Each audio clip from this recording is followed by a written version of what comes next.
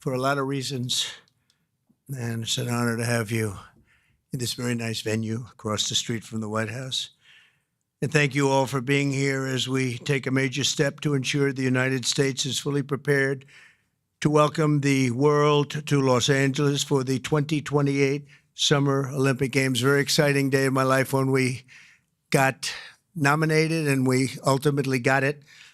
And I didn't think I'd be here for the games in this capacity, but it worked out that way. So I'm very happy about that. I had no idea that was going to happen. When we got it, I said, it's too bad I won't be president then, but sort of we took a very circuitous route, didn't we?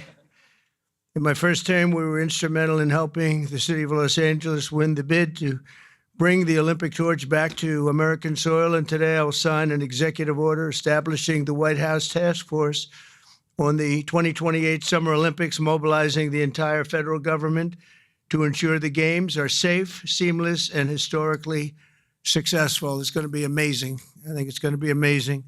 America is a nation of champions, and in July 2028, we'll show the world what America does best, and that's win. We're winning like we have never won before. You see that all the time. A year ago, we were not a country that was doing well, and now we're the hottest country anywhere in the world. I want to recognize several members of the task force, including our great Vice President, J.D. Vance. J.D., thank you very much. Thank you.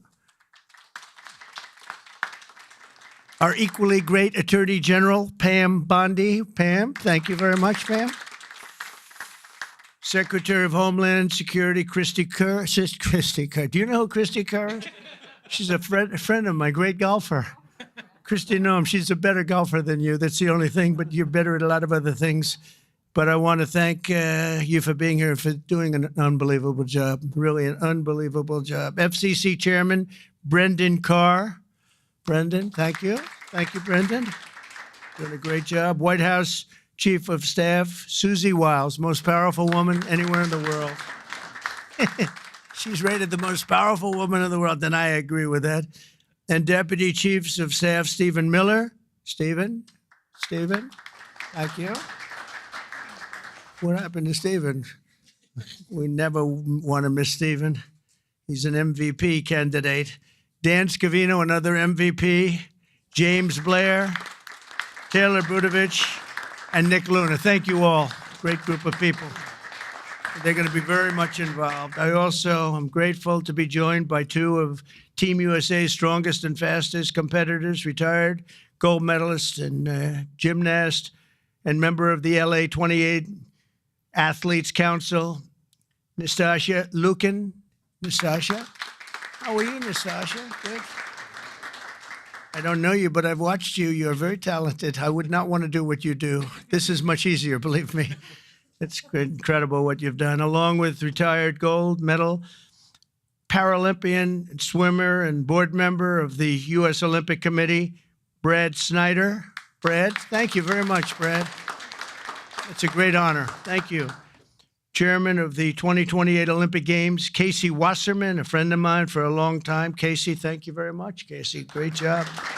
It's going to be amazing. LA's a little bit different place than it was when selected, but we're going to bring it back stronger than ever. I spoke to Casey about that. He said, nope, we're going to make it better than ever. It's going to be something that's going to make it even more important as a Olympic Games. It was an interesting conversation we had as the fires were raging. Is that right?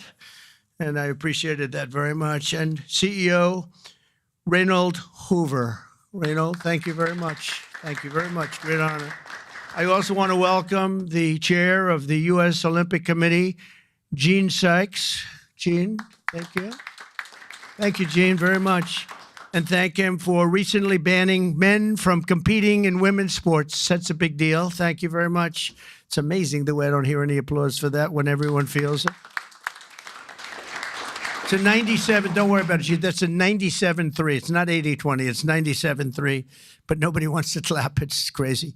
The United States will not let men steal trophies from women at the 2028 Olympics, so we appreciate the fairness and everything else that you've shown. Also with us today is LA 28 board member Reince Priebus. and also Kevin McCarthy. I want to thank Kevin McCarthy and Reince. Thank you, Reince. And thank you, Kevin. And the LA Olympics is shaping up to be a wonderful moment for America. It's going to be incredible. It's so exciting. And with today's action, I'm directing the Department of State, the Department of Justice, the Department of Homeland Security, the FBI, the Secret Service, the Department of Transportation, and many other departments and agencies to use every tool at their disposal to ensure a fantastic, safe, and beautiful event. In 2028, the Olympics is bringing back our national pastime, baseball. Wow, that's great. With teams playing under the lights at the legendary Dodger Stadium, and it is legendary. It's beautiful, one of the most beautiful. Squash players will go head-to-head inside the world-famous Universal Studios. Triathletes will sprint beneath the sun shining down on Venice Beach. This will be one of the great venues. I mean, when you think of it, right? It's going to be so incredible. Soccer teams will face off at the legendary Rose Bowl. Sailors will race through the waters near the port of Los Angeles, and the opening ceremony will take place at the beautiful Memorial Coliseum, just like the Olympics of 1932 and 1984. That was something. Those were very important Olympics. 1932 was a very important Olympics, wasn't it, huh? For 8 straight consecutive summer games, no one has won more medals than Team USA, which is incredible. We want to keep it that way. Over the years, Team USA has won triple the number of Summer Olympic gold medals as the next closest country, and I'm confident that that's going to continue in 2028. That's an amazing achievement, by the way. Between the LA Olympics and the FIFA World Cup next year, we have the World Cup and we have the Olympics, got them both.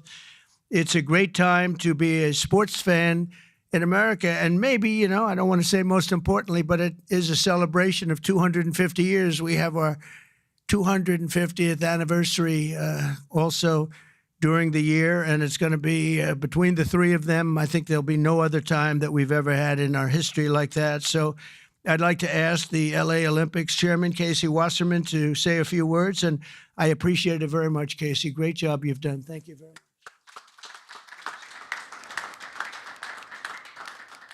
Thank you, Mr. President. Your support and the entire administration's support through this whole process has been truly extraordinary.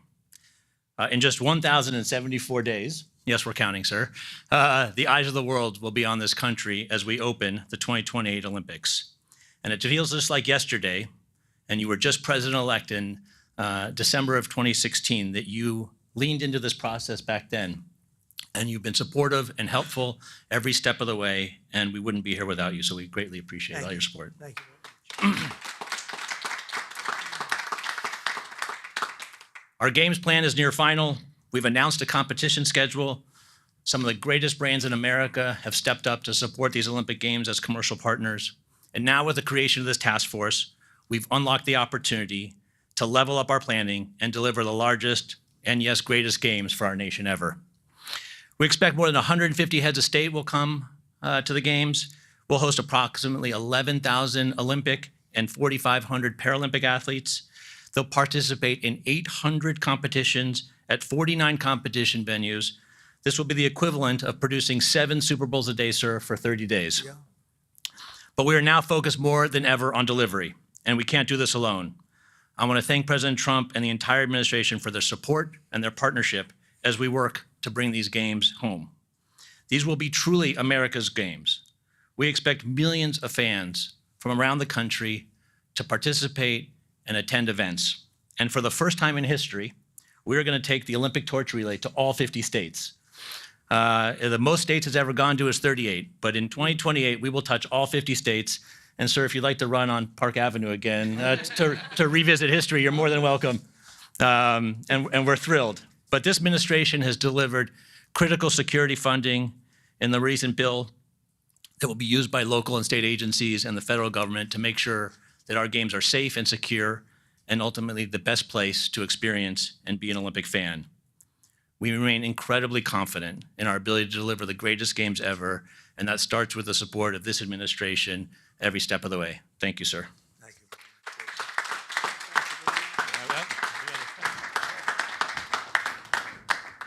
So we don't have trophies in the Olympic movement, but As you know, 1984 hosted the Olympics in Los Angeles. Right. And someone we admired, President Reagan, both of us, presided over those. And you will preside over our games. So we have for you a full set of the 84 original medals. Wow.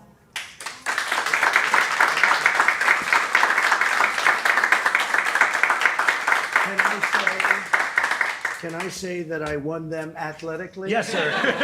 That would be a great honor. Yes. That's beautiful. Thank you very much. Thank you I very appreciate much. it. Thank Thank you. you. Thank you very much. Appreciate it. We'll sign Yep. it.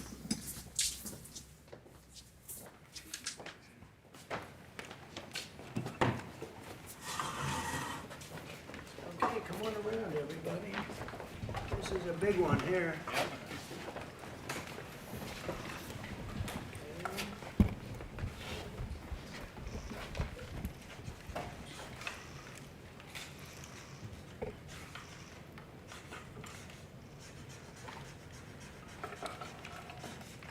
Pam, no auto pen.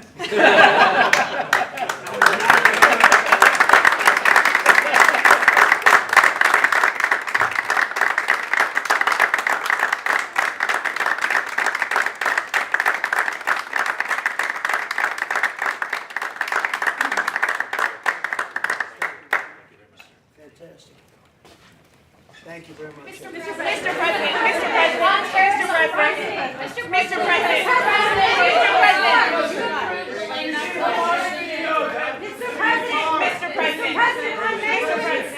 on May women's sports, will the Department of Justice, Mr. President, will the Department of Justice press charges against any men that are posing as women? Excuse me. No, he called on me. Go ahead, please. Thank you, Mr. President. Do you still plan to follow through on your threat to impose 100% tariffs on all countries that purchase Russian energy, including China? Well, I never said a percentage, but we'll be doing quite a bit of that. We'll see what happens over the next fairly short period of time. But we'll see what happens. Yep. You know, they have a meeting tomorrow. We have a meeting with Russia tomorrow. We're going to see what happens. We'll make that determination at that time. Yeah, please go ahead. Thank you, Mr. President. I think he called on me. Thank you, Mr. President. On Ukraine, President Zelensky just signed a law allowing for citizens age 60 and above to serve in the military. We've seen dozens of videos of young men being hauled into vans and dragged to the front lines against their will. And we've even seen videos of a young man with Down syndrome serving on the front line. You, when you campaigned, you said you wanted to see the people stop dying. A lot of people admired that statement. Now the people dying are elderly, mentally handicapped, and conscripts. So even if a ceasefire doesn't work out, why should Americans continue to fund a foreign military that's scraping the bottom of the barrel of its population like this? Well, you have to understand, very importantly, this is Biden's war. This is not my war. I'm here to get us out of it. It's a mess, and I'm here to get us out. I haven't heard that when you say about 60-year-old men and, et cetera. But this is Biden's war, and we're working very hard to get us out. I stopped 5 wars in the last 5 months, actually, and I'd like this to be the 6th, frankly, and that doesn't even include Iran with, obliterating their nuclear haul, because they would have had nuclear weapons within 2 months. But stopped a lot of wars. You just take a look at the ones just over the last 2 or 3 months. It's been amazing. This is the one I'm trying to stop. This is the one we're working hardest on. The other ones I stopped within a matter of days, almost every one of them, including India and Pakistan. And I could go over the whole list, but you know the list as well as I do. But this is the one we'd like to see. I haven't not heard that, but this is Biden's war. And it's a war that he got us into, or indirectly got us into. It should have never happened. It would have never happened had I been president. Yeah, next to you. Thank you, Mr. President. Would you support Israel reoccupying all of Gaza, as has been suggested by some Israeli officials? Well, I don't know what the suggestion is. I know that we are there now trying to get people fed. As you know, $60 million was given by the United States fairly recently to supply food, and a lot of food, frankly, for the people of Gaza that are obviously not doing too well with the food. And I know Israel is going to help us with that in terms of distribution and also money. We also have the Arab states are going to help us with that in terms of the money and possibly distribution. So that's what I'm focused on. As far as the rest of it, I really can't say. That's going to be pretty much up to Israel. Yeah, please. Go ahead, please. Thank you. On transgender athletes in the Olympics, back to the safety, especially of female combat boxers, will the Department of Justice considering pressing charges against any man that tries to masquerade as a woman coming into this country to beat up American athletes? And secondly, would your administration consider genetic testing so that these people can prove that they're actually women competing? Well, I think there is going to be a very strong form of testing. As far as charges, I'd have to ask the Attorney General about that. I don't know. But there will be a very, very strong form of testing. And if the test doesn't come out appropriately, they won't be in the Olympics. Yes, ma'am, please. Go ahead, please. White. Thank you. Mr. President, do you believe that the U.S. committee would have made this decision on men and women's sports if you weren't president? And do you believe that this decision will stay in place once you are no longer president? I think they probably would have, because it just seems to be an issue that most people feel should be. I can't really say. You could have asked Chairman Wasserman. But I would say that, there's a possibility. It could go either way if you really want to know the truth. I feel strongly about it. I ran a campaign, at least partially on that. That was one of the many issues that I talked about: open borders, the economy, taxes, all of the things. But that was certainly one of the issues. So I really can't, I really don't know. Could have gone either way. Please. Have you decided on a replacement for the Fed governor? For Fed governor, I'll be making that decision before the end of the week, and we'll either decide on one for permanence or the 4-month period, the term. There's a term of about a number of months. We have a couple of candidates. Everybody wants it, okay? It's not a couple, but we've narrowed it to a couple of candidates. And we've also, we're looking at the Fed chair, and that's down to 4 people right now. Very good. Well, I can tell you, because I've already said there's 2 Kevins and 2 other people, okay? Brian?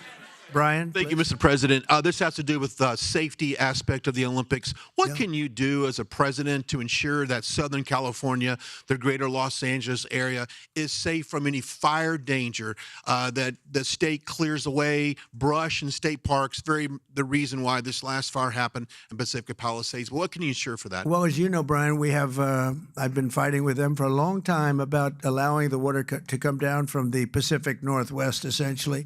And we actually opened up that water pretty strongly. We got a lot of opposition from the governor, and we opened it up anyway, and the water is coming down.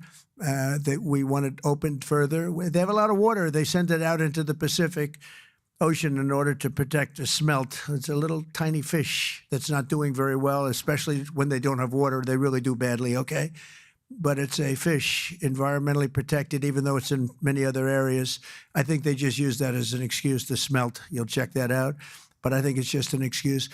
They've got to allow full water, and they're working with Lee Zeldin is really helping us a lot. But they've got to allow a full complement of water to come down from the Pacific Northwest. There is so much water. If Gavin Newsom let the water come down, see the way I pronounced his name properly for a change, if this guy allowed the water to come down from the Pacific Northwest, they have so much water they don't know what to do with it. All of those sprinklers would have gone on. All of those people with those beautiful houses with sprinklers in the ceilings and with the water, the fire pumps outside, all that water, they didn't have any water because they wouldn't let the water come down. There's so much water there. At first, when I got involved with this issue in my first term, I said to the congressman, they took me up because they wanted to show me the fields where they could farm 10 times more product. You'd see 100 acres, and you'd see 1 acre or 2 acres, beautiful green. It's very vibrant soil, but they don't give it the water that it's entitled to. And I said, oh, they have a drought? I said, no, they told me we don't have a drought. They don't. The Democrats don't allow the water to come down into the farms and into anywhere. By the time it gets down even into certain parts of California, it's fed out stupidly into the Pacific Ocean. If that water were allowed, so we broke into it and we allowed it to come down, and it come down at a higher level, and we want that, and we're demanding that of the governor. The other thing is, we'll do anything necessary to keep the Olympics safe, including using our National Guard or military. Okay? No, I will use the National Guard or military. This is going to be so safe, and if we have to, because obviously you have a mayor that is not very competent. She can't get the permits for the people. You know, the people are still waiting for their permits. Lee Zeldin got them the federal permit, which is 10 times harder to get. And everybody can build on the federal basis, and that's the hard one. But the mayor, Bass, she refuses to or cannot get them permits. They're waiting. And I was there right after the fires, and I saw all these beautiful people standing by their homes, ready to get in and get to work. And they're waiting for their permits, and they're still waiting for their state permits and city permits. It's a disgrace. It's a disgrace. Redress, yes, ma'am. Thank you, Mr. President. Thank you. India says that the U.S. imports Russian uranium, chemicals, fertilizers, while criticizing their energy imports. Your response to that, sir? I don't know anything about it. I'd have to check, but we'll get back to you on that. Yeah, please. Mr. President, Yeah, go ahead. have you seen the Hamas-released video of Israeli hostage Avitar David starving and being forced to dig his own grave in a Hamas tunnel? I have, yeah. I have. reaction? I think it's horrible. I think it's horrible. And I hope a lot of people do get to see it, as bad as it is, because I think it's a horrible thing. Yeah, behind you, please. Mr. President, Yes. can you speak to just how this drop-off in foreign-born workers is going to benefit Americans, and will it force American companies to pay fairer wages to American workers? Well, we want to take care of our American workers, and first and foremost, and that's what we're doing. We also want to help our farmers, because our farmers are producing like never before. We have to help them. And we're working out some very complicated strategies and language. But the main thing that I think I was elected to do is to get the illegals out of our country, who are especially in particular criminals. 11,888 murderers were allowed into our country with Biden's open border policy, with our border czar, who never spoke to the Border Patrol, never went to the border one time. That's Kamala. And think of it. We have murderers. We have people coming in from all countries all over the world, from prisons in the Congo and Africa, from prisons all over South America, all over rough parts of Europe, all over Asia. They're pouring into our country. Not anymore. So we just announced we had our third consecutive month where we were rated 0 people. And these are, frankly, very liberal people that make up these charts. So I don't know what's wrong with them. They seem to not be doing their job for the Democrats. But I'm honored by the fact that they say it. We're very tough on the border. And people can come into our country, but they have to come in legally. So I think that we've done an amazing job, actually. But we have to get the criminals out of our country, murderers, drug dealers, gang members. They emptied prisons into our country. It's one of the reasons, I think, even beyond the economy, it's one of the reasons I got elected. It's really maybe the number one. I was between the economy and that. But, as I said before, our nation is doing really well, but we have to get these really bad people. They should have never been allowed in our country. Open border policy is for fools. We're the only country in the world with an open borders policy, but we don't have that anymore. We had 0 now for 3 months in a row. Peter? Thank you very much, President Trump. Nice to see you got off the roof all right. Yeah. You said this morning that you probably won't be running for a third term. This weekend, Secretary of State Rubio said that he thought J.D. Vance would be a great nominee. You could clear the entire Republican field right now. Do you agree that the heir apparent to MAGA is J.D. Vance? Well, I think most likely, in all fairness, he's the vice president. I think Marco is also somebody that maybe would get together with J.D. in some form. I also think we have incredible people, some of the people on the stage right here. So it's too early, obviously, to talk about it, but certainly he's doing a great job, and he would be probably favored at this point. And on Texas, if Texas redrawing their congressional map would get you 5 safe red seats, means that California, New York, Illinois, and Maryland are all going to redraw their maps to add safe. Well, they'll do it anyway. Is it worth it? Yeah, they'll do it anyway. Why? If we stop over there, they would have done it anyway. Look, a lot of these states, I watched this morning as Democrats are complaining, and they're complaining from states where they've done it, like in Illinois, like in Massachusetts. I watched this lunatic, Pocahontas. She's a total lunatic. I don't know what she's on. She's all jumping up and down like I've never seen anything like it, talking about supporting the communist mayor. And he's not a socialist. He's a communist, okay? This is not a socialist man. This is a communist. If you look at any of his policies and go back 6 months, you don't even have to go back further than that. So they want to put a communist in New York. Now, the good news is we have a lot of power over that because we're the ones with the money. We send the money. We don't send the money. It's up to the White House, a lot of power in the White House. But when I watched her jumping up and down talking about that and supporting the communists, but if you look at what's going on with the redistricting or whatever you want to call it, the Democrats have done it long before we started. They've done it all over the place. They did it in New York. They did it in a lot of different states. But in Massachusetts, so somebody used this as an example today. I was interviewed this morning, and they said, it's pretty unfair. Trump got 40%. I'm not proud of that, but I think I probably got more, but that's okay. I got 40% in Massachusetts, and yet they have 100% of the vote in terms of Congress. So there's no Republican, there's no anything. So we should have 40%. You know why? They redistricted, and they've done it all over the place. And they've done it in California, by the way. Before this, they've done it in California. So we'll see what happens. We have a wonderful governor in Texas. He feels strongly about it. It's going to be up to him. I think there's tremendous support for it. And, we've watched the Democrats destroy our country in 4 years. They've destroyed, between their open borders that we talked about, transgender for everybody, all of the horrible things that they've done, high taxes, horrible medical provision for people. We've watched them destroy our country for 4 years, and people don't want that. And people in Texas, as you saw, I got the highest vote in the history of Texas. I love Texas. Texas likes me, obviously. But I got the highest vote, and that was checked out on the show. Did you see that, where they checked it out? They said he actually did get the highest vote in the history of Texas, which disappointed them. They were very disappointed to hear that.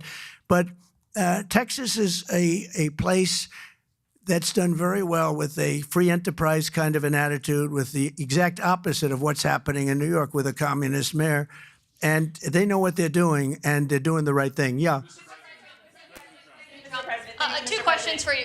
Mr. President, thank you. Texas Senator John Cornyn is asking for your help to force Democrats back to the state and hold them accountable. Do you want the federal government and the FBI to help locate and arrest these Texas Democrats who have left the state?